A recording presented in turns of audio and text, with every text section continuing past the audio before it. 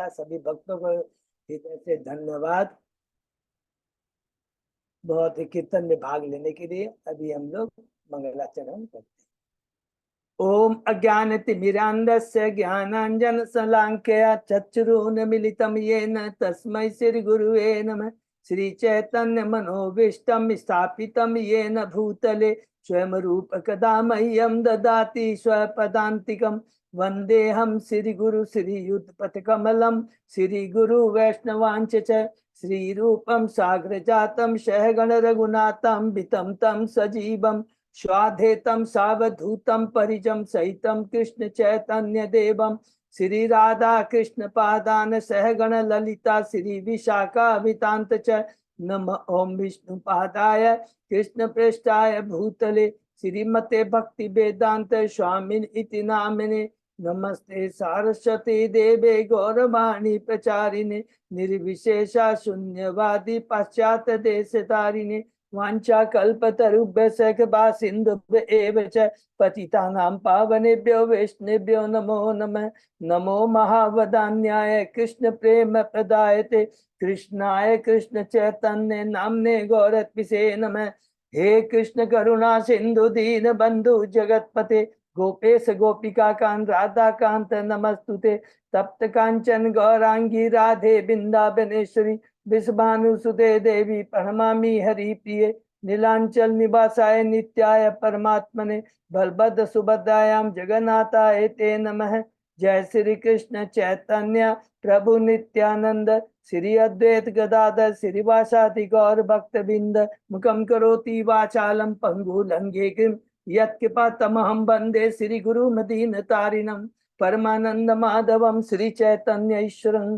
हरे कृष्ण कृष्ण कृष्ण हरे हरे हरे राम राम राम हरे हरे।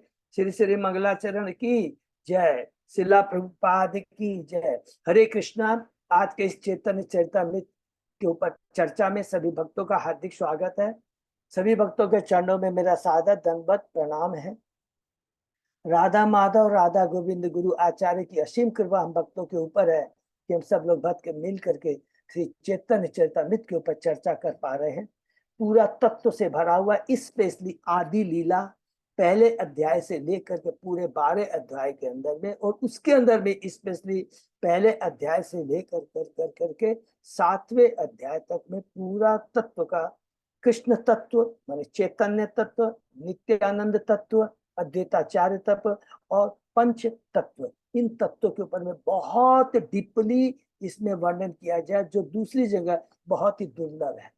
ये बहुत इंपॉर्टेंट चीज हमें समझना है। तो अभी हम लोग आदि लीला के 5वें अध्याय में है जो कि हमें नित्यानंद बलराम की महिमा नित्यानंद तत्व के बारे में बताता है। तो पहले जो 4 अध्याय है जिसमें चैतन्य तत्व या कृष्ण तत्व के बारे में पढ़ा, तो उसमें से पहले अध्याय के अंदर में हम लोगों ने देखा कि किस प्रकार कृष्णदास कविराज गोस्वामी प्रणाम करते हैं।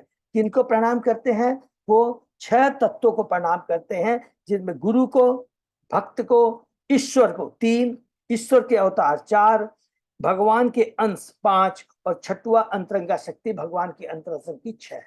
इनको प्रणाम करते हैं। और डिटेल में हमने पढ़ा गुरु के बारे में कि जैसे शिक्षा गुरु होते हैं, दीक्षा गुरु होते हैं। उसके बाद में हम लोगों ने भक्त के बारे में पढ़ा, 9 दीक्षित भक्त होते हैं और भगवान के पार्षद होते हैं। फिर भगवान के अवतार, वैसे तो 6 अवतार है, यहाँ पर 3 अवतार, लेकिन आगे चल के पूरे 6 अवतारों का वर्णन करेंगे। अंशा अवतार, गुण अवतार, सत्य अवतार, मनवंतर, उसके बाद लीला अवतार और उसके बाद में पुरुषा अवतार। तो ये 6 का और ये पुरुषा अवतार का वर्णन अभी जो नित्यानंद तत्व कर रहे हैं, इसमें स्पेशली पुरुषा अवतार के ऊपर में 3 श्लोक हैं। कौन कौन से हैं? 9, 10, 11। जो 5 नित्यानंद के ऊपर जो है हम लोग अभी जो पढ़ रहे हैं, क्योंकि उसमें से 5 में से 3 तो केवल पुरुषा अवतार के ऊपर में है, कर्णोदक्षाय विष्णु, गर्भोदक्षाय विष्णु और क्षितिजाय विष्णु।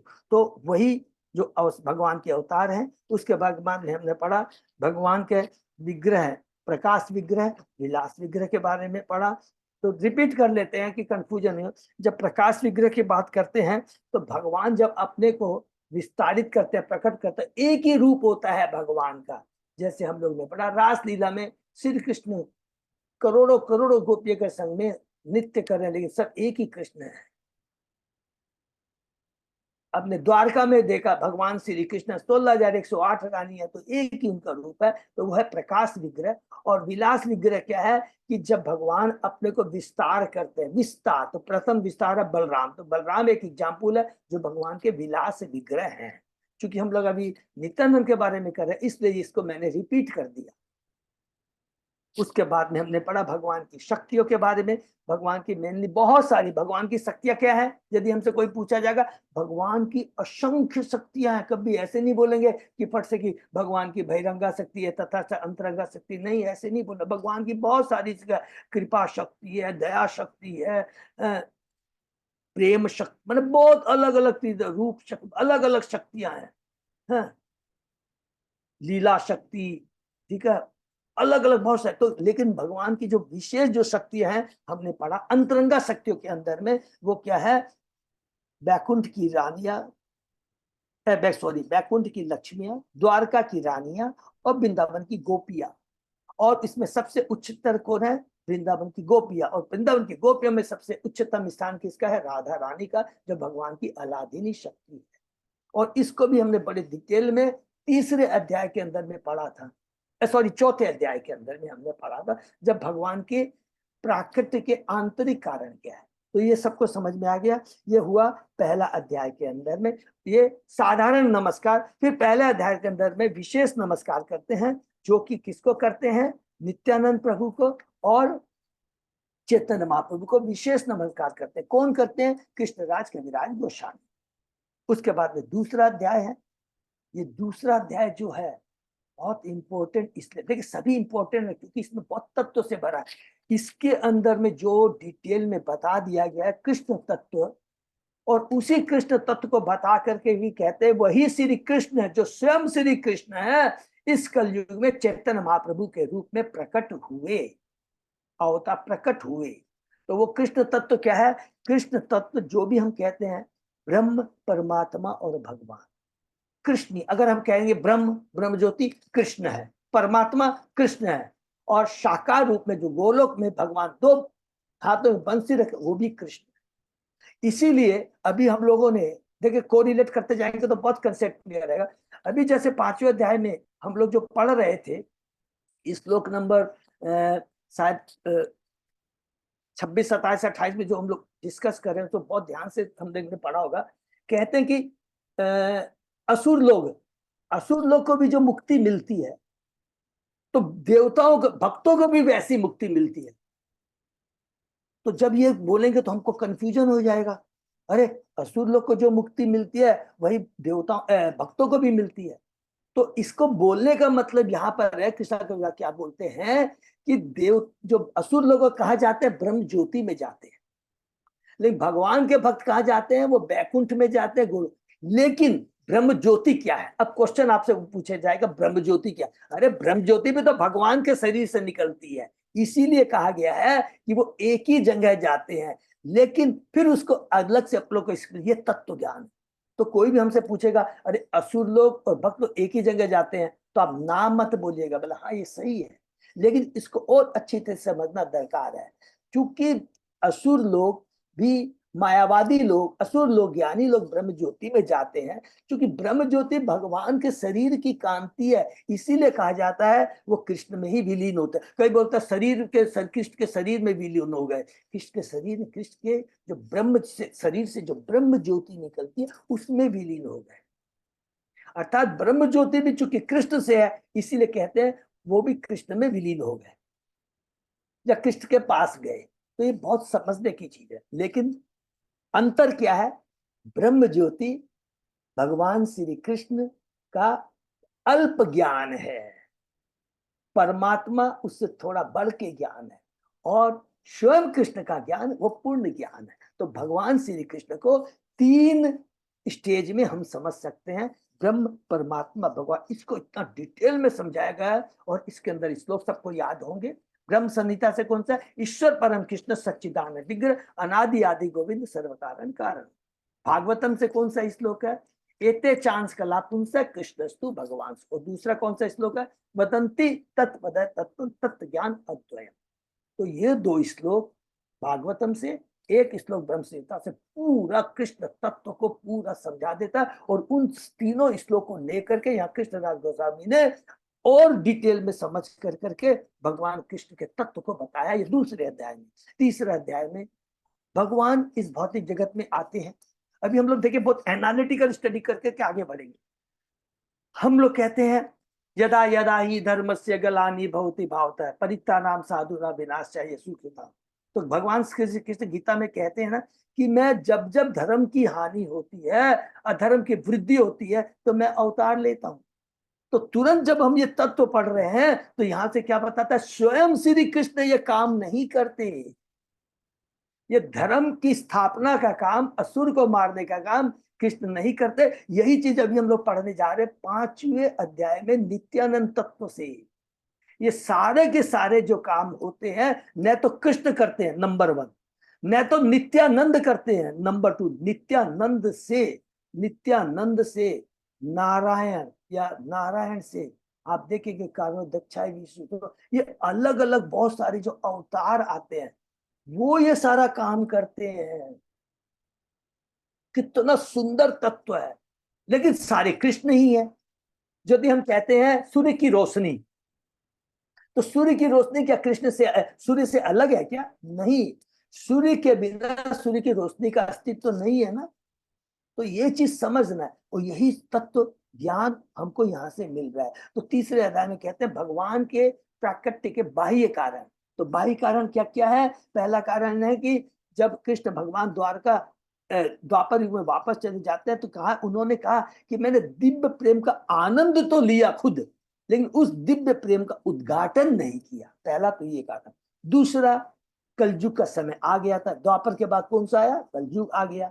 आने के बाद में उस समय कलयुग, हर कलयुग का युग होता है। हर युग में अलग अलग युग में का एक युग धर्म होता है, सॉरी एक युग धर्म होता है। तो कलयुग का युग धर्म क्या? हरिनाम संकीर्तन 2। और तीसरा, अद्वैताचार्य ने जब देखा कि पृथ्वी पर नवद्वीप में कोई भक्ति नहीं कर रहा है, सब लोग केवल विलासिता का जीवन व्यतीत, भौतिकता का जीवन व्यतीत, दुखी हो जाते हैं, तब भगवान श्री कृष्ण की प्रार्थना करते हैं। कैसे करते हैं? नरसिंह शिलाग्राम लेते हैं, तुलसी पत्ता उसमें डालते हैं और गंगा जल डाल करके प्रार्थना करते हैं और भगवान को प्रसन्न करते हैं। तो स्वयं कृष्ण अर्थात स्वयं चैतन्य महाप्रभु आए। तो प्रश्न भी आपसे पूछ सकते हैं, आप बोलेंगे तो वो उन्होंने कृष्ण की थी। नहीं, कलयुग में वही कृष्ण चैतन्य महाप्रभु के रूप में आए हैं। तो जब भी हम लोग कहेंगे चैतन्य महाप्रभु आए, मीन्स श्री कृष्ण आए। फर्क क्या है? वो भगवान के रूप में है, ये भक्त के रूप में है। तो एक एक तत्व को जब भी कोई भी क्वेश्चन करता तुरंत जवाब दे देंगे। तो ये तीसरे अध्याय में हमने पढ़ा। चौथे अध्याय में हम लोग प्रवेश किए, श्री श्री चैतन्य महाप्रभु प्राकट्य के बाह्य गुह्य कारण। तो इसमें 3 हमने पढ़ा। पहला कि जब भगवान श्री कृष्ण द्वापर में चले गए, उन्होंने दास्य रस, साक्ष्य रस, वात्सल्य रस, माधुर्य रस का आस्वादन खुद किया, लेकिन उसका उद्घाटन नहीं किया। तो ये तो बाह्य कारण हो गया जो तीसरे अध्याय में पढ़ा। लेकिन जब वो सोचते हैं, अरे मैंने तो जो आस्वादन किया, मैंने राधा रानी की तरफ तो देखा ही नहीं। क्या नहीं देखा? कि राधा रानी का दिव्य प्रेम कैसा है। मैंने तो आनंद लिया, लेकिन राधा रानी का दिव्य प्रेम कैसा है? नंबर 1, मेरे में ऐसा क्या खास विशेषता है जिसके प्रति राधा रानी आकृष्ट होती है? दूसरा, और तीसरा, मेरी भक्ति कर करके राधा रानी को क्या आनंद मिलता है? ये बहुत इंपॉर्टेंट चीज है। और इस 3 चीज को समझने के लिए कृष्णराज कविराज गोस्वामी ने चौथे अध्याय में क्या क्या किया है? उन्होंने ईश्वर तत्व और कृष्ण तत्व को बहुत डिटेल में बता दिया है। कृष्ण तत्व और राधा तत्व को, सॉरी, राधा तत्व और कृष्ण तत्व को इतना डिटेल में बता दिया। ये याद रखिए, चौथा अध्याय में 3 कारण तो ठीक है, तत्व का बहुत सुंदर निरूपण किया है कि सत्य चित्त आनंद, संधिनी शक्ति, संवित शक्ति और अलाधिनी शक्ति। सत्य चित्त आनंद, भगवान सत्य चित आनंद है। सत्य मीन्स के शाश्वत, चित्त मीन्स ज्ञान से पूर्ण, और आनंद अलादीन। तो आनंद प्रदान करने वाली अलादीनी शक्ति राधा रानी है। सत्य शाश्वत है, जो भगवान का धाम शाश्वत है, सब कुछ शाश्वत है। और इस शाश्वत धाम को पूरा प्रकट करना और सारी जो लीला है किसके माध्यम से, तो बलराम जी की संधिनी शक्ति को धारण करते हैं, उससे होता है। और जो भगवत गीता का ज्ञान, ये सारा ज्ञान, ये सब क्या, किससे, भगवान की चित्त शक्ति अर्थात ज्ञान शक्ति से ये चीज मालूम होता है। ये हुआ सच्चिदानंद। और राधा तत्व से हमें मालूम पड़ा, राधा भगवान की अलादीनी शक्ति है जो भगवान को आनंद प्रदान करती है, पहला नंबर 1। और दूसरा, हम भक्तों की भक्ति का पोषण करती है और सदैव कृष्ण की इच्छा को पूर्ति करने में रहती है, इसलिए वो राधा कहते हैं। राधा क्या है, भगवान की पूर्ण शक्ति, कृष्ण पूर्ण शक्तिमान है। ये हम लोगों ने चौथे अध्याय में पढ़ा। 5वें अध्याय में हम लोग प्रवेश किए, क्योंकि कृष्ण तत्व पूरा खत्म हो गया है, 4 अध्याय खत्म हो गए, और 14 जो मंगलाचरण के श्लोक है उसमें 6 श्लोक भी खत्म हो गए। 4 अध्याय खत्म हो गए, मंगलाचरण के 6 श्लोक कवर हो गए। अब हम लोग 5वें अध्याय में जाते हैं, मंगलाचरण के और 5 श्लोक 14 में से इसमें डिस्कशन है। तो 6 तो हो गए कृष्ण तत्व के बारे में, 5 अब है नित्यानंद तत्व के बारे में। हम लोग ने 5वें अध्याय में क्या पढ़ा, सबसे पहले कहते हैं कि बलराम भगवान श्री कृष्ण के द्वितीय शरीर हैं और उनकी भी शक्ति असीम है, दोनों की शक्ति में कोई अंतर नहीं है। उसके बाद में क्या है, हम लोगों ने जो इंपॉर्टेंट पढ़ा, श्री कृष्ण, कविराज गोस्वामी कहते हैं कि ये जो 7वां श्लोक है मैंने स्वरूप दामोदर की कर्चा से लिया, जिसमें यह बताया गया है, क्या बताया गया है, बताया गया कि श्री बलराम के पूर्णांश और पूर्ण अंश के अंश शंकरसन, शेषनाग तथा वे विष्णु महाशंकर जो क्रमशः कारण सागर, गर्भ सा क्षीर सागर में शयन कर। नंबर तो ये बताया। दूसरा कहते हैं भगवान बलराम नित्यानंद मूल संकर्षण है, वे भगवान श्री कृष्ण की सेवा करने के लिए 5 अन्य रूप धारण करते हैं। ये कौन सी शक्ति के माध्यम से, पूरा कोरिलेट कर, संधिनी शक्ति के माध्यम से। तो बलराम की संधिनी शक्ति के माध्यम से वो अपने को 5 रूपों में प्रकट करते हैं।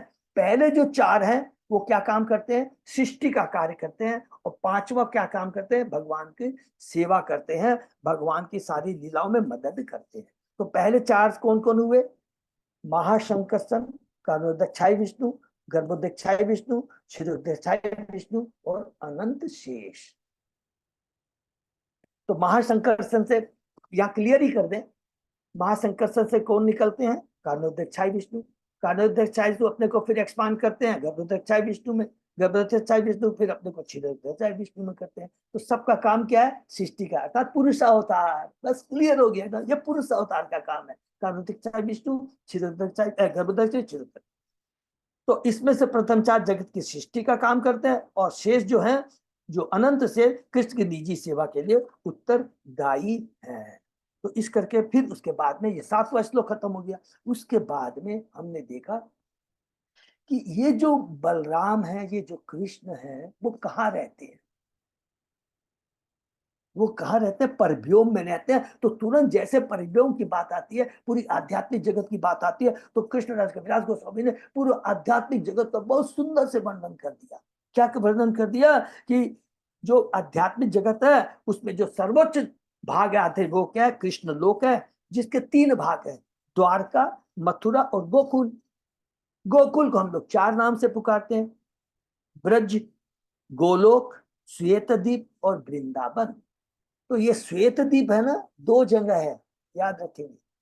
आपको याद है ना, दूध का सागर, श्वेत सागर, हम लोगों ने कैंटो 5 में पढ़ा था ना, याद रखेंगे। श्वेत सागर वो भौतिक जगत का है, और ये जो श्वेतद्वीप है वो गोलोक का है। तो गोलोक को, कृष्ण लोक को, गोकुल को, सॉरी, हम 4 नाम से पुकारते हैं, ब्रज, गोलोक, श्वेतद्वीप और वृंदा भगवान। इसके बाद में हम लोग बहुत डिटेल में पढ़ा कि वो धाम कैसे बना हुआ है, चिंतामणियों से बना हुआ है, करोड़ों वहां कल्प वृक्ष है, और भगवान की सेवा के लिए वहां करोड़ों लक्ष्मियां वहां पर निवास करती है। उसके बाद में हम लोगों ने भौतिक ब्रह्मांड के बारे में भी वहां पर हम लोगों ने पढ़ा कि किस तरह भौतिक ब्रह्मांड का है, और उसमें मन, बुद्धि, सूक्ष्म आत्मा के बारे में पढ़ा, ब्रह्मलोक का वर्णन पढ़ा। अलग अलग हम लोग जो भौतिकता योगी होते हैं जो सीधा भगवान के धाम नहीं जाना चाहते हैं, तो वो क्या है, अपनी योग शक्ति से पृथ्वी पर, फिर भूवर लोक में, फिर स्वर्ग लोक में, फिर महर लोक में, फिर जन लोक में, फिर तप लोक में, फिर ब्रह्म लोक तक जा सकते हैं। लेकिन सब जगह मृत्यु निश्चित है। इसलिए परम योगी कौन है? जो परम योगी वो है जो भगवान के धाम जाता है भगवान की भक्ति के माध्यम से। इसके बाद में पिछले सप्ताह हम लोगों ने ये पढ़ा कि भगवान श्री कृष्ण अपने निजी स्वरूप को मथुरा तथा वृंदावन में प्रकाशित करते हैं। तो भगवान क्या है? स्वयं श्री कृष्ण प्रथम जो चतुर्व्यूह होता है उनके माध्यम से लीला करते हैं। कहाँ का? मथुरा और द्वारका में भगवान लीला करते हैं।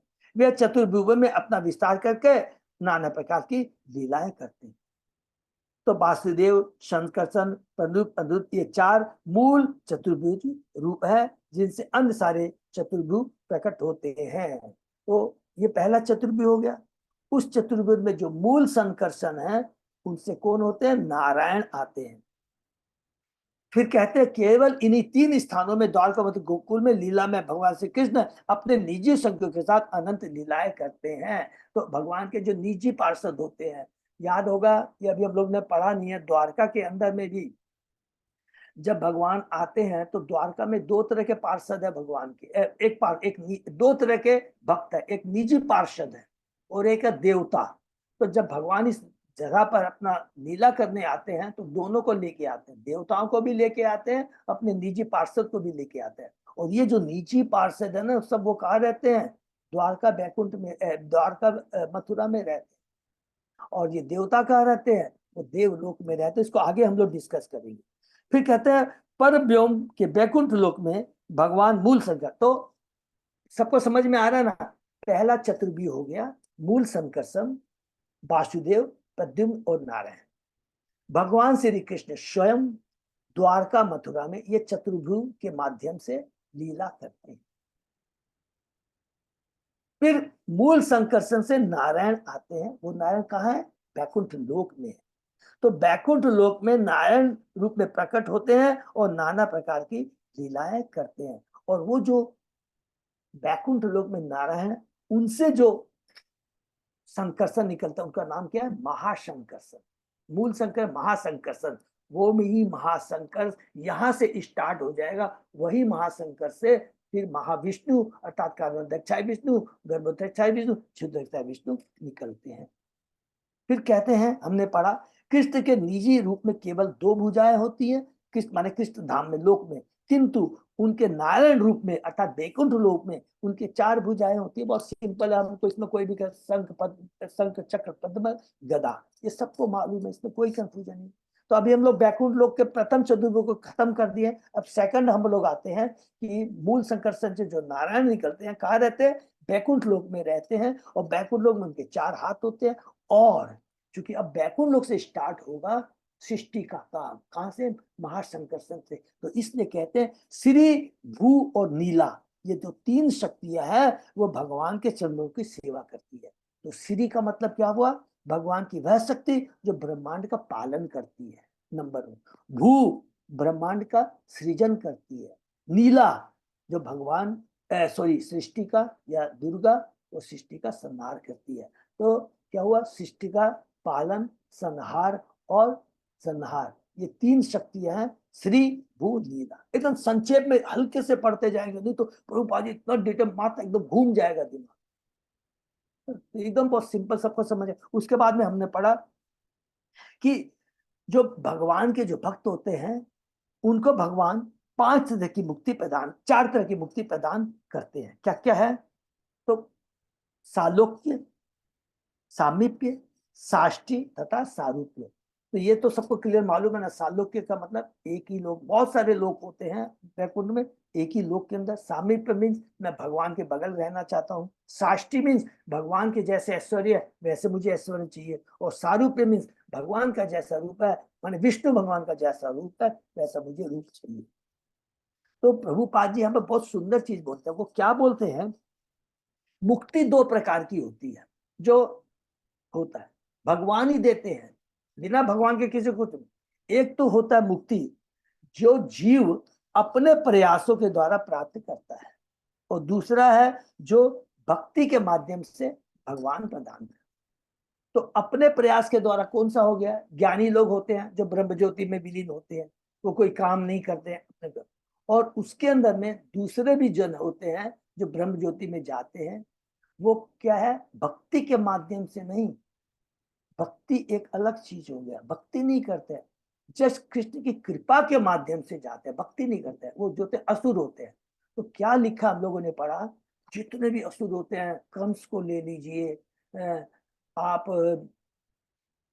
कंस और शिशुपाल को ले लीजिए। भगवान क्या, वो सदैव कृष्ण का चिंतन करते थे, भले ईर्ष्या के भाव से करते, किसी भाव से करते थे, कृष्ण का चिंतन करते थे। तो चिंतन करने से क्या होता है, इसको नोट कर लेंगे। अगर हम किसी भी भाव में कृष्ण का चिंतन करते हैं, चिंतन करने से भगवान की जो दिव्य चिंतन शक्ति के माध्यम से उसके सारे अवगुण पाप नष्ट हो जाते हैं। और जैसे पाप नष्ट हो जाते हैं तो भगवान कहते हैं अब तो इसके कोई पाप रहे नहीं, तो भगवान कहते हैं इसको मुक्ति देना पड़ेगा। कहाँ मुक्ति देते हैं इसको, ब्रह्म ज्योति में। क्वेश्चन आएगा कि बैकुंठ लोक में क्यों नहीं भेजा, जब तक कोई भगवान की भक्ति नहीं करता है बैकुंठ लोक नहीं जा सकता, इसलिए मुक्ति का कोई महत्व नहीं है। ये इंपॉर्टेंट चीज याद रखेंगे, ठीक है ना। जिन्हें साइज में प्राप्ति होती है वे बैकुंठ लोक में प्रवेश नहीं कर सकते। बैकुंठ लोक के बाहर एक जो ब्रह्म ज्योति मंडल है जिसको सिद्ध लोक कहा जाता है, वहां पर ही वो लोग जाते हैं। तो ये साइज मुक्ति के बारे में कहा। प्रभुपाद जी कहते हैं इस पर असुर जब भगवान से द्वेष करते हैं, ब्राह्मण तो गायों का वध करते हैं, वे जब भगवान द्वारा मारे जाते हैं तो ब्रह्म ज्योति में विलीन होते हैं। इस प्रकार की मुक्ति असुरों के लिए महिमा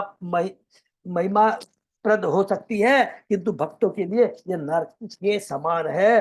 भक्तों का लक्ष्य तो पूर्ण पुरुषोत्तम भगवान की प्रेमा भक्ति में पूर्णता प्राप्त करना होता है। ये अभी तक हम लोगों ने पढ़ा है। देखिए बहुत जितना ट्राई किया है पूरा तत्व अभी तक हम लोगों ने ये पढ़ा। कहाँ पे, 5वें अध्याय में भगवान नित्यानंद बलराम की महिमा। अब और अभी हम लोग और आगे बढ़ते हैं। अभी दो कौन सा श्लोक चल रहा है, 8वां श्लोक। 7वां श्लोक में भगवान अपने को 5 में करते हैं, महाशंकर्षण, विष्णु, गर्भोदय विष्णु, क्षीरता विष्णु और अनंत सिंह। उसके बाद में कहते हैं ये महाशंकर्षण का मूल संकर्षण कहाँ रहते, कृष्ण कहाँ रहते, गोलोक धाम में। तो वो गोलोक धाम में भगवान कैसे कैसे मुक्ति देते हैं, भगवान का धाम कैसे किस चीज से बना हुआ है, सब चीज का वर्णन किया, उसको हम लोग कंटिन्यू करते हैं। अर्थात श्लोक नंबर 8 को कंटिन्यू करते हैं, ठीक है। ओम नमो भगवते वासुदेवाय, ओम नमो भगवते वासुदेवाय, ओम नमो भगवते वासुदेवाय। चेतन चरितमृत आदि लीला अध्याय 5 हरि बोल। श्लोक नंबर प्रभु ने डिस्प्ले किया 40। ओके, 40 नंबर श्लोक हम लोग शुरू करते हैं। सही पर्व्यों में नारायण चारि पाशे, द्वारका चतुर्भुज द्वितीय प्रकाशे। उस पर्व्यों में माने बैकुंठ लोक में नारायण के चारों ओर द्वारका के चतुर्भुज के द्वितीय विस्तार है, जो हमने डिस्कस कर लिया। पहला मूल चतुर्व्यूह है, उसके बाद में मूल संकर्षण से नारायण आते हैं जो बैकुंठ लोक में रहते हैं। पर्व में कृष्ण धाम स्थित द्वारका के चतुर्भुज रूपों का दूसरा प्राकट्य विद्यमान है। कहाँ पे, पर्व्यों माने यहाँ पर बैकुंठ लोक में। ये सारे रूप आध्यात्मिक होते हैं और भौतिक गुणों से अप्रभावित रहने वाले होते हैं। इन रूपों में श्री बलदेव महासंकर्षण के रूप में प्रतिनिधित्व करते हैं। तो दूसरा जो चतुर्व्यूह है उसका नाम क्या है, महासंकर्षण, वासुदेव, प्रनुद और अनिरुद्ध। पर्व्यों के सारे कार्य शुद्ध आध्यात्मिक स्थिति में अंतरांग शक्ति के द्वारा प्रकट होते हैं। वे 6 दिव्य ऐश्वर्यों में विस्तार करते हैं और वे सभी समस्त जीवों के परम उद्गम तथा लक्ष्य महासंकर्षण की अभिव्यक्तियां हैं।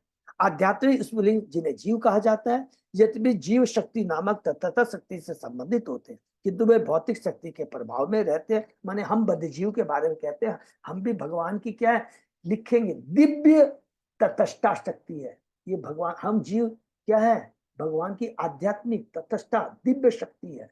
हम भी सच्चिदानंद है, आत्मा भी सच्चिदानंद है, इसको मामूली नहीं समझना है।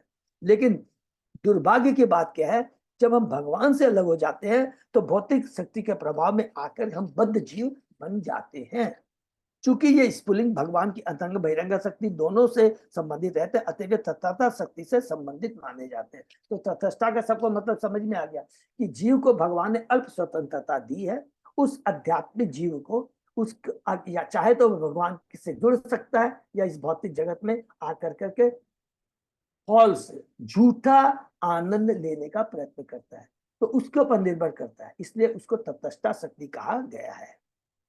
भगवान का चतुर्भुज जो वासुदेव शंकर अनिरुद्ध नाम से विख्यात है, उस पर विचार करते हुए श्रीपाद शंकराचार्य की अध्यक्षता में मायावादियों ने वेदांत सूत्र की सूक्तियों की व्याख्या इस प्रकार की है जो निर्विशेषवादी मत के अनुकूल हो। किंतु वृंदावन के 6 गोस्वामी में प्रधान श्री रूप गोस्वामी ने अपने लघु भागवत में जो कि वेदांत सूत्रों की शुक्तियों का स्वाभाविक भाष इन निर्विशेषवादी को सटीक उत्तर दिया है। श्री रूप गोस्वामी ने लघु भागवतामृत में पद्म पुराण से प्रदान दिया है कि परम व्योम में 4 दिशा हैं। ये जस्ट डिटेल बता रहे हैं, परम व्योम में 4 दिशाएं हैं, पूर्व पश्चिम उत्तर दक्षिण हैं, जिनमें वासुदेव शंकर अनिरुद्ध तथा प्रद्युम्न स्थित है। यही रूप भौतिक आकाश में भी स्थित है। पद्म पुराण में परोव्यम में वेदतीपुर नामक स्थान का भी उल्लेख है जहाँ वासुदेव निवास करते हैं। शंकरसन सत्यलोक से ऊपर आए हुए विष्णु लोक में निवास करते हैं। शंकर अन्य नाम महाशंकरसन है जो अभी हमने पूरा है। और प्रद्युम्न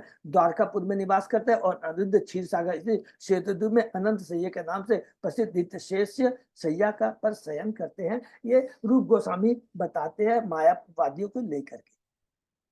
वासुदेव शंकर प्रद्युम्न अनिरुद्ध द्वितीय चतुर्भुज तुरीय विशुद्ध।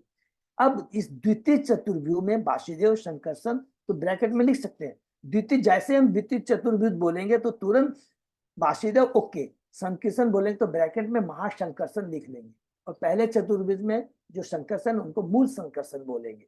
ठीक है, तो वासुदेव महाशंकरसन प्रद्युम्न अनिरुद्ध आते हैं, वे नितांत दिव्य है। श्रीपाद शंकराचार्य ने वेदांत सूत्र के द्वितीय अध्याय के द्वितीय खंड की ये इसको मैं जब पढ़ने जा रहा था ना तो ये इतना डिटेल में है, तो मेरी सबसे रिक्वेस्ट है, माने शंकरसन इनको लेकर 4 को लेकर इतना कंफ्यूजिंग है, इतना कंफ्यूजिंग है, तो कृपा करके इसमें न जा कर करके इन 4 के बारे में हमको पढ़ना है। कौन सा? द्वितीय जो चतुर्व्यूह है वासुदेव शंकर पद्मावृत, तो इसका मैं संक्षेप में बताने का प्रयत्न करूंगा और बाकी मैं पूरा मैं खुद ही मैंने कंफ्यूज हो गया। कंफ्यूज का मतलब ये नहीं कर, लेकिन इतना डिटेल में लिया मायावादी को लेकर के कि बहुत ही टफ है, डिफिकल्ट है। टफ वर्ड नहीं बोलेंगे इसको, बहुत अच्छे से, इसलिए इसमें हम लोग डिटेल में न जा कर करके जस्ट इस 41वें श्लोक का पेज नंबर यदि सबकी एक ही बुक है 449 में आ जाएंगे। अभी जो 41 नंबर श्लोक है 445 के अंदर में है, 46 47 को बात करके 48 को बात करके 449 में आ जाएंगे और पूरा मिल जाएगा तत्व। माने 1% भी बाद नहीं जाएगा, माने 0.1% भी बाद नहीं जाएगा, पूरा तत्व क्लियर है। हम दूसरे चतुर्व्यूह की बात कर रहे हैं तो वो चीज स्टार्टिंग में जैसे इसके अंदर में आता है द्वितीय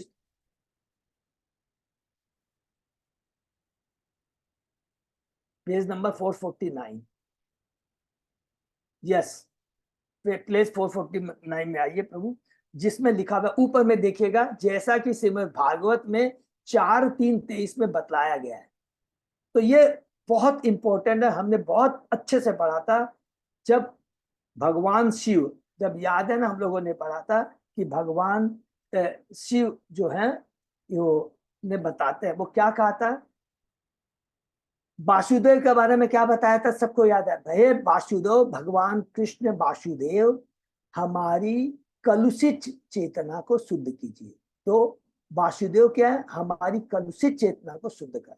दूसरा हमने पढ़ा था शंकरसन के बारे में, हे शंकरसन मेरे मिथ्या अहंकार को नष्ट कीजिए। 2 तीसरा हे प्रद्युम्न मेरी को सत बुद्धि दे, मेरी बुद्धि को भगवान की सेवा में लगाए। और चौथा अनिरुद्ध मन के बारे में कि हे हे अनिरुद्ध, हे मन के स्वामी, मेरी भगवान मेरी मति को मेरे मन को भगवान की सेवा में लगाए। तो ये जो चार सेकंड चतुर्व्यूह है, ये किसके देवता है? तो पहले जो वासुदेव है वो क्या है? हमारे कॉन्शियसनेस के, चेतना के। दूसरे अहंकार के, कौन? शंकर। तीसरे प्रद्युम्न, वो किसके हैं? हमारी बुद्धि के लिए। और अनिरुद्ध हमारे मन के लिए है। तो ये इतना पढ़ करके यहाँ पर समझना है। फिर उसके बाद में देखिए और लिखा, इतना डिटेल में लिखकर लास्ट में आ जाते हैं हम लोग पेज नंबर 462। अजय प्रताप प्रभु वो इस 460 को में हम लोग जाते हैं। और किसके बारे में वर्णन हो रहा है? बार बार रिपीट करता हूँ, चतुर्व्यूह के जो वासुदेव, संकर्षण, प्रद्युम्न और अनिरुद्ध के बारे में। और स्पेशली चूंकि ये नित्यानंद के बारे में है, तो इसलिए डिटेल में यहाँ पर किसके बारे में बताया गया है? संकर्षण के बारे में बताया गया है। 462 प्रभु के बुक से मेरे एकदम ओके है, इसलिए 462 में आ जाएंगे। और उसको एक झटके एक बार हल्का सा रिपीट कर भी लेंगे तो किसी को भी 1% भी कंफ्यूजन नहीं रहेगा।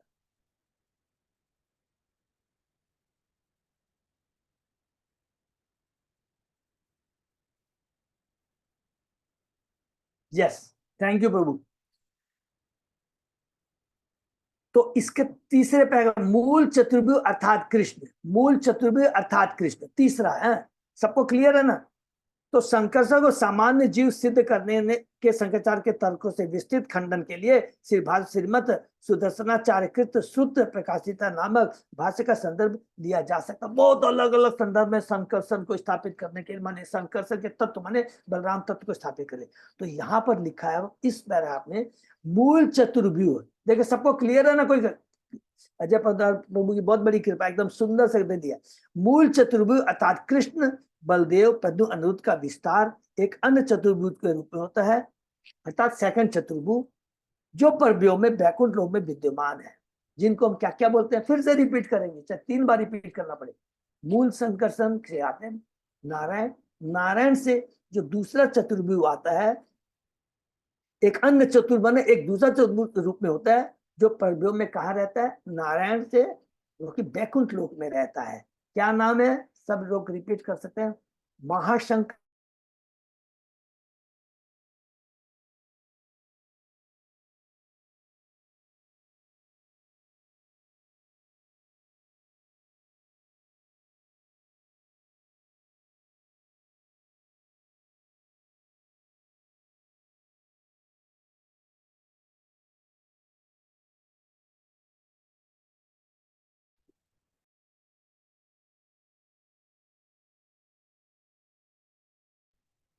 आवाज नहीं आ रही है ना? आप लोग को आ रही है? हाँ, नहीं आ रही है माता जी। नहीं आ रही माता जी, नहीं है। फोन आया होगा प्रभु का कोई। हाँ, कोई डिस्टरबेंस है थोड़ा सा। कोई फोन आया होगा प्रभु का। ये फोन तो नहीं देख।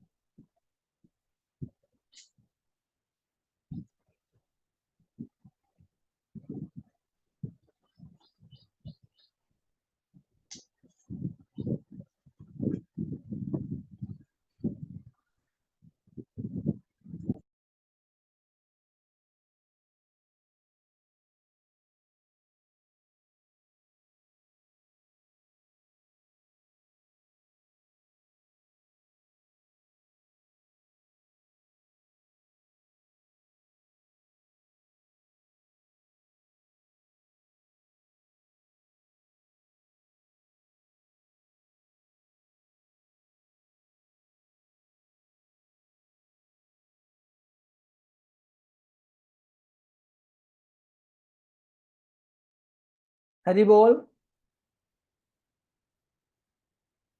हरे कृष्ण प्रभु जी। हरे हाँ प्रभु, हाँ हाँ सॉरी प्रभु, इंटरनेट का वो हाँ, ऑफ मैं हो समझ गया रहा था। हूँ। समझ ठीक। गया। तो अभी क्लियर है ना प्रभु? हाँ एकदम आ रही है अच्छे से। Okay, sorry for interruption.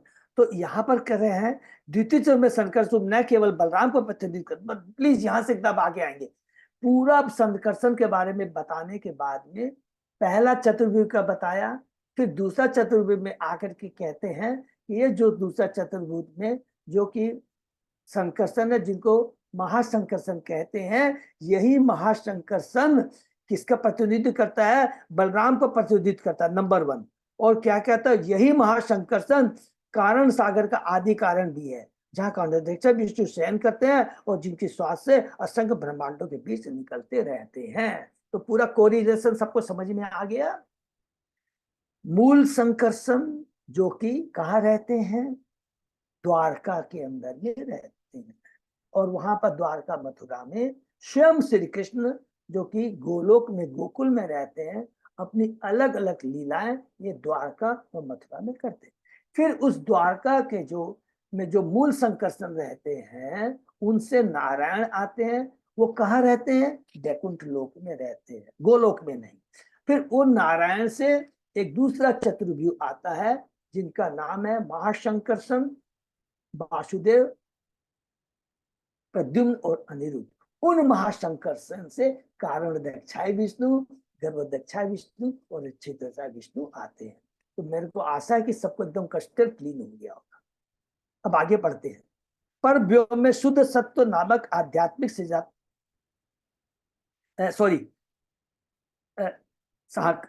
द्वितीय चतुर्भुज में संकर्षण रूप में न केवल बलराम पर प्रतिनिधित्व अपितु कारण सागर का आदि कारण भी है, जहाँ कांडाध्यक्ष शयन करते हैं और जिनके श्वास से असंख्य ब्रह्मांडों के बीच निकलते हैं। तो सारे ब्रह्मांड किससे निकलते हैं? कांडाध्यक्ष विष्णु निकलते हैं। कांडाध्यक्ष विष्णु कौन है? वो महाशंकर्षण के अंश है, महाशंकर्षण के अंश है। कौन? कांडाध्यक्ष विष्णु। महाशंकर्षण कौन है? वो स्वयं बलराम है, नित्यानंद है। तो नित्यानंद की स्थिति समझ गए कितनी स्ट्रांग है, बहुत महान है नित्यानंद। क्या वो इसलिए कहते हैं कृष्ण के वे द्वितीय विस्तार है, विस्तार है। पर व्योम में शुद्ध सत्व नामक आध्यात्मिक शक्ति रहती है, जो शुद्ध आध्यात्मिक शक्ति है और सारे वैकुंठ लोक का पोषण, ज्ञान, संपत्ति, वीर आदि पूर्ण ऐश्वर्य समेत करती है। शुद्ध सत्व के ये सारे कार्य महाशंकर की शक्तियों के द्योतक है। महाशंकर से फिर से रिपीट करेंगे, कहाँ है वो? वैकुंठ के द्वितीय चतुर्भुज में है। इसलिए संकर्षण कभी कभी समग्र जीव कहलाते हैं। समग्र जीव समझ में आ गया? क्योंकि जब संहार हो जाता है तो सारे के सारे जीव किस में चले जाते हैं?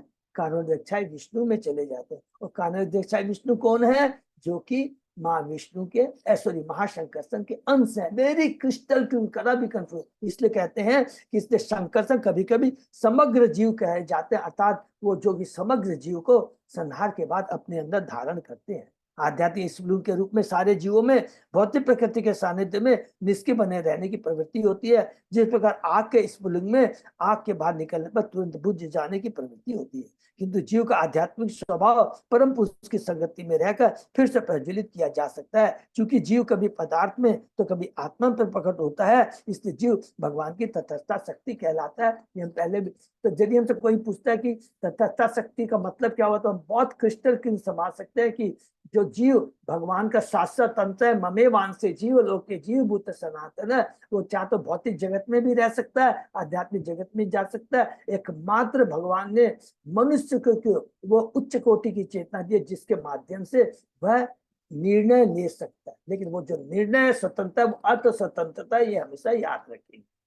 संकर्षण उन कारण विष्णु के उद्गम स्रोत है, जो अपने मूल स्वरूप में ब्रह्मांडों की सृष्टि करते हैं। वही संकर्षण नित्यानंद नाम के एक पूर्ण अंश विस्तार है। हरि बोल। तो यहाँ पर हम लोगों ने महासंकर्षण के बारे में बहुत डिटेल में पढ़ा, और एक दो श्लोक है महाशंकर के बारे में पढ़ते हैं।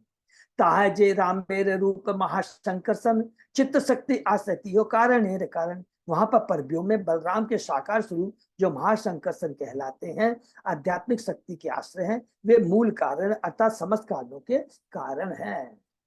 माने यहाँ समस्त कारणों के कारण बोले तो यहाँ थोड़ा कंफ्यूजन नहीं होना, माने पूरी सृष्टि के सब कारण यही है। चित्त शक्ति विलास एक शुद्ध सत्य नाम, शुद्ध सत्य मोय जो तो वैकुंठ आदि धाम, आध्यात्मिक शक्ति की एक लीला विशुद्ध सत्य के रूप में वर्णित है। इसमें सारे वैकुंठ धाम स्थित है, सम्मिलित है। सॉरी, षड विद ऐश्वर्य ताहा सकल चित्तमय, शंकरसन विभूति सब जानी निश्चय। सारे 6 ऐश्वर्य आध्यात्मिक है, इसे निश्चित से जाने की ये सब शंकरसन के ऐश्वर्य की ही अभिव्यक्ता है। जीवन नाम तटस्थाख्य एक शक्ति है, महाशंकरसन सब जीवेर आश्रय। एक तटस्था शक्ति है जो जीव कहलाती है, माने हम बद्ध जीव, और महाशंकरसन समस्त जीवों के आश्रय है। तो ये लाइन सबको क्लियर है ना कि महाशंकरसन समस्त जीवों के आश्रय है, क्योंकि सृष्टि के बाद सारे जीव कर्णोदक्षा विष्णु में समा जाते हैं। और वो कर्णोदक्षा विष्णु कौन है? महाशंकरसन के अंश हैं, जो कि कहाँ हम लोगों ने पढ़ा है?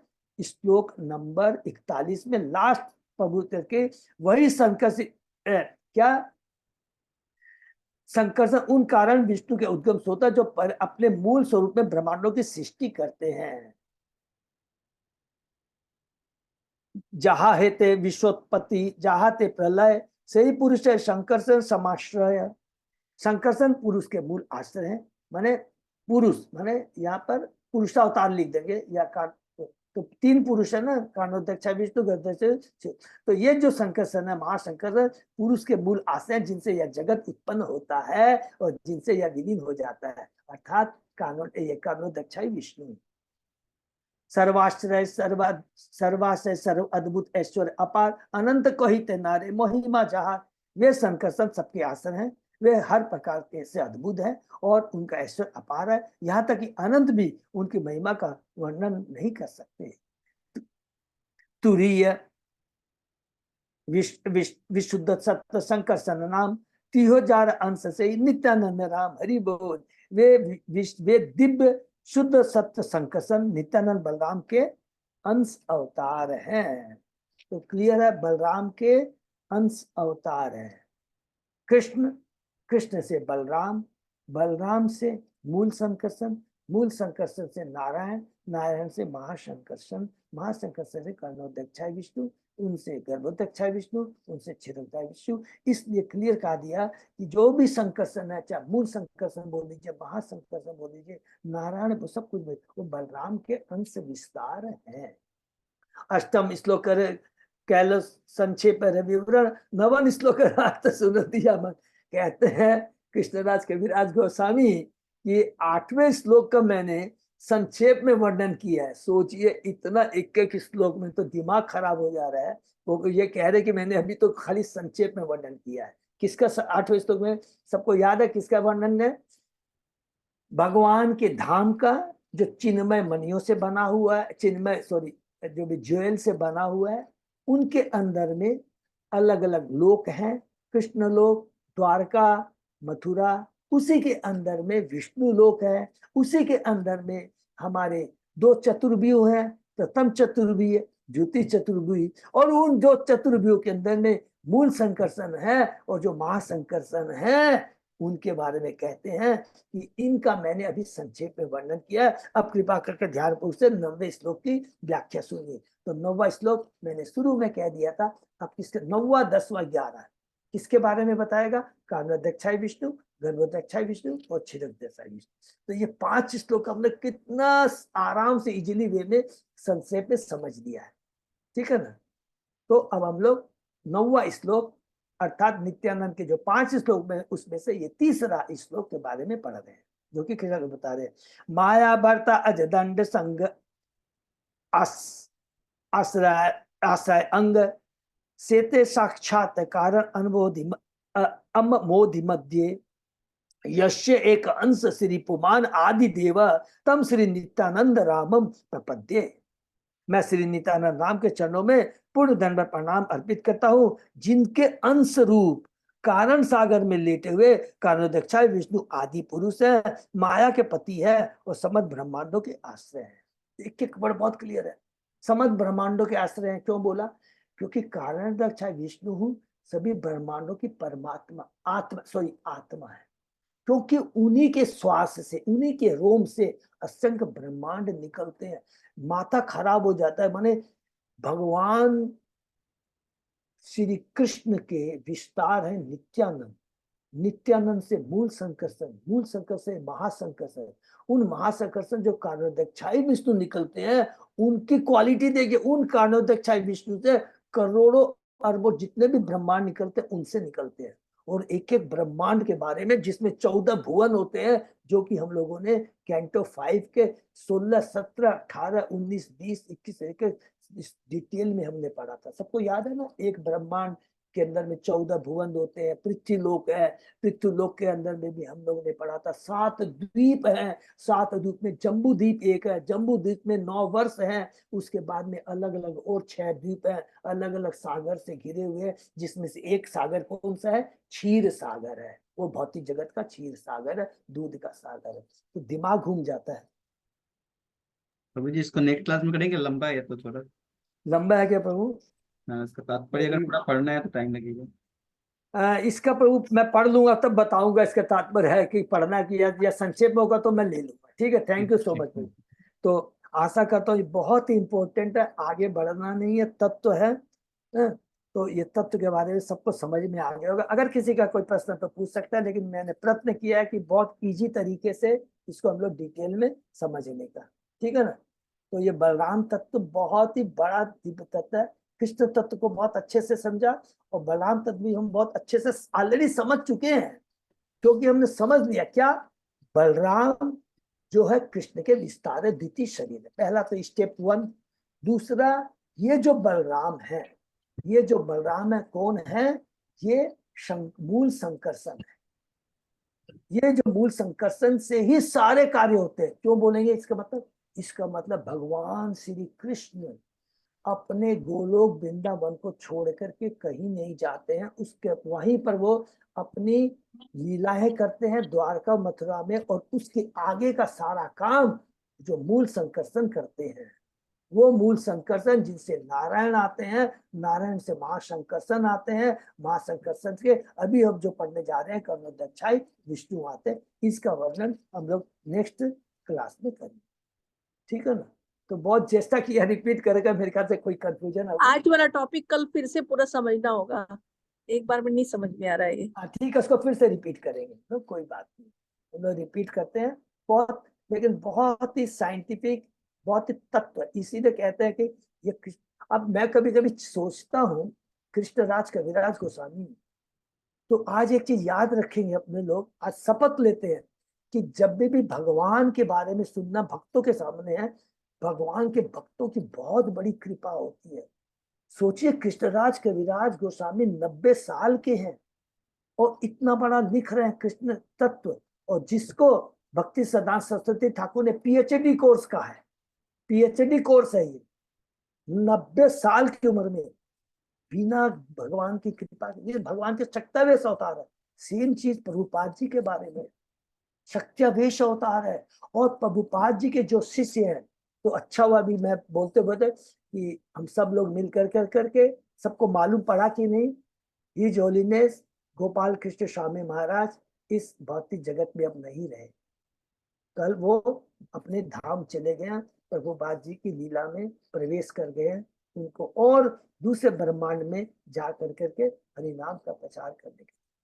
तो देखिए मैं बार बार बोलता रहता हूँ, कितना बार बोला, प्लीज ये मेरे को बहुत अपने भक्तों से बहुत लगाव है। मैं बार बार इसको बोलता हूँ कि प्रभुपाद के डायरेक्ट जो शिष्य हैं उनसे कृपा ले लीजिए, उनसे आशीर्वाद ले लीजिए, कब मौका नहीं मिलेगा।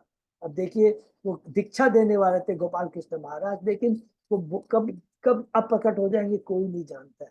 तो हम लोग हृदय से उनसे प्रार्थना करेंगे कि हे महाराज, आप कहाँ भी रहें, आपकी कृपा हम बद्ध जीवों पर सदैव बनी रहे।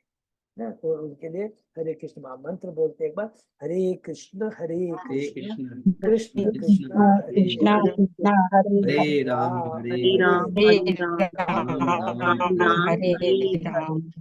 हरे राम बहुत थोड़े से महाराज रह गए हैं, फिर से रिपीट कर रहा हूँ, बहुत थोड़े महाराज रह गए हैं जो डायरेक्ट प्रभुपाद जी के शिष्य हैं।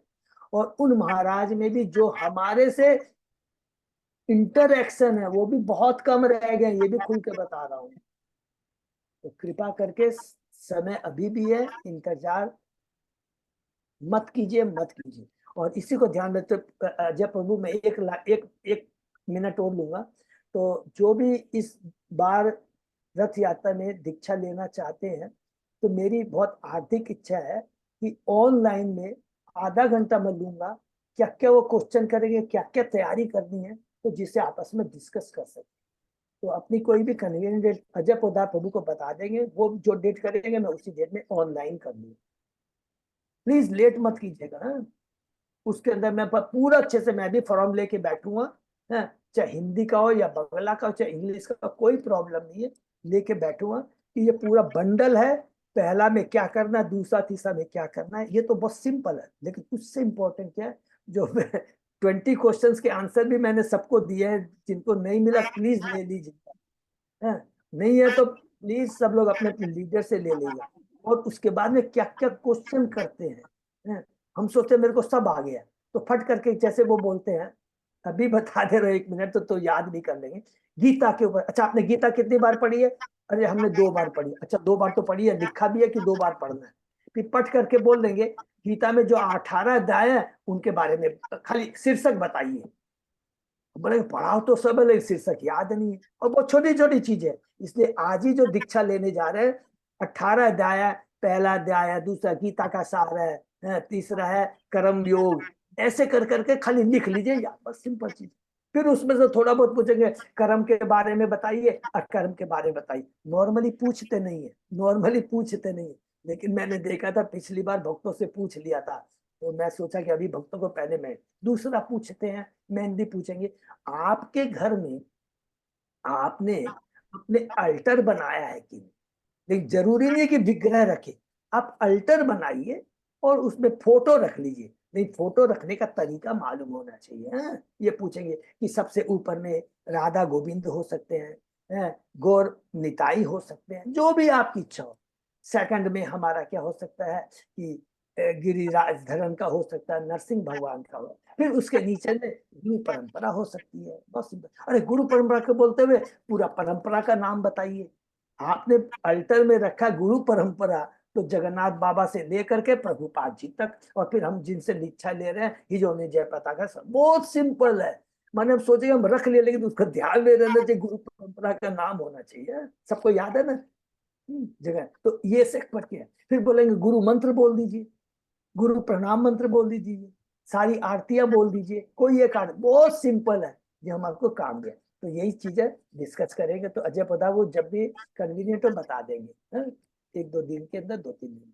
ऑनलाइन प्रभु भी कभी भी कर सकते हैं, मतलब समझ लेते हैं, भक्त लोग सारे बता दें। हाँ भक्त से पढ़ लीजिए। तो शुक्रवार मैं सोच रहा था शुक्रवार को शाम को भी कर सकते हैं या शनिवार, क्योंकि शनिवार को क्लास नहीं है, तो शुक्रवार को शाम को भी कर सकते अभी हैं। प्रभु जी 3 दिन अपने वो कीर्तन मेला सोच रहे हैं, मंदिर में कर रहे हैं, 10, 11, 12। हाँ हाँ प्रभु आपका मैसेज आया था। अक्षय तृतीया से, तो हाँ हाँ शुक्र शनि रवि 3 दिन, शाम का ही है 4 से 8:30। 10 से 11 12 ना प्रभु। हाँ हाँ हाँ। तो आज 5 5 7 5 इसी 12, इसी ओ तब कमिंग तो नहीं फ्राइडे होगा। फ्राइडे सैटरडे संडे से 3 दिन में ही है। ओ तब तो उसके पहले ही करना पड़ेगा ऑनलाइन क्लास, हाँ, तो राइट? ऑनलाइन ऑनलाइन पहले ही कर सकते हैं अपने। तो बुधवार को कर सकते या हैं। तो फिर अपने नॉर्मल जैसे अपने भागवतम करते हैं, तो थर्सडे को अपने सुबह सुबह कर ले वैसे, या मतलब किसी दिन भागवतम या का क्लास के बाद देखो। 15 मिनट लगेगा प्रभु, या क्लास के बाद 15 मिनट कर सकते हैं, यदि आपके तो ऑफिस मेरे को रहते हैं ना दिक्कत आप, नहीं तो प्रभु जी, कर सकते हैं आराम से। तब तो बहुत सबसे बढ़िया रहेगा हम्म, कि जस्ट हम लोग बुधवार को या कल परसों में हम्म। क्लास के बाद, क्लास को थोड़ा 10 मिनट ऑफ बुधवार पहले कर देंगे। हाँ, कर सकते हैं आराम से, बुधवार भी। हाँ ऑफ, और बाकी सब लोग चले जाएंगे, बाकी जो दीक्षा ले रहे हैं वो रह जाएंगे। हाँ हाँ। हाँ हाँ ये भी आपने बहुत अच्छा कहा। मैक्सिमम 15 मिनट लगेगा, 10 से 15 मिनट बस।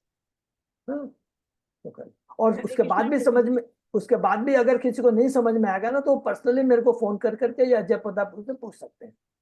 कोई हिच करने की दरकार नहीं है, ये हिचकिचाहट कुछ नहीं करनी, ठीक है ना? हरे हरे कृष्णा। कृष्ण प्रभु जी। हाँ माता जी। नेचुरल सिटी से भी 6-7 जन शेल्टर लेने के लिए तैयार है प्रभु जी।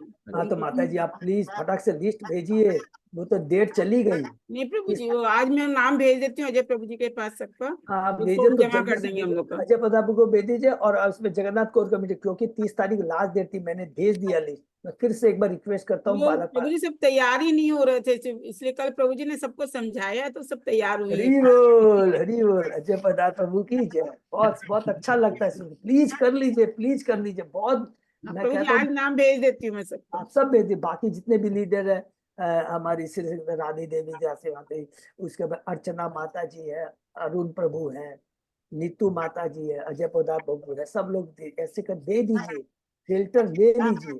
और उसके बाद में आज अभी कौन सा महीना चल रहा है, मई जून जुलाई अगस्त सितंबर अक्टूबर, मैं चेष्टा करूंगा कि उन लोग जो कुछ 6 महीना शेल्टर दिखा रहे, चेष्टा करूंगा राधाष्टमी में उनको मिल जाए बैलेंस लोगों को, प्लीज 6 महीने। हम लोग जो भी हो जाए, क्योंकि सब लोग एज हो रहे, आप लोग यंग है, फिर भी प्लीज मेरी रिक्वेस्ट है, बहुत कुछ क्यों सब महाराज नहीं दे रहे हैं, बहुत स्पेशल कृपा। अभी 2 बड़े पिलर, सब तो बड़े अच्छे पिलर है, बोलना नहीं चाहिए, रह गए हैं, राधादास स्वामी महाराज और हमारे जयप्रकाश स्वामी गुरु महाराज। तो इससे हम लोग आते रहते, कल इंटरेक्शन होता रहता है। प्लीज प्लीज प्लीज है, बहुत अच्छा लगा, बहुत बहुत धन्यवाद। संतोष माता जी, अजय प्रताप को आपने प्रोत्साहित किया। लिस्ट आज ही दे दीजिए, उनको रिक्वेस्ट करके रिवाइज लिस्ट भेज दीजिए। ओके, हरे कृष्ण। अरे सही भक्तों का बहुत बहुत धन्यवाद। तो आज का सेशन ही विराम देते हैं, फिर कल सुबह 7 बजे।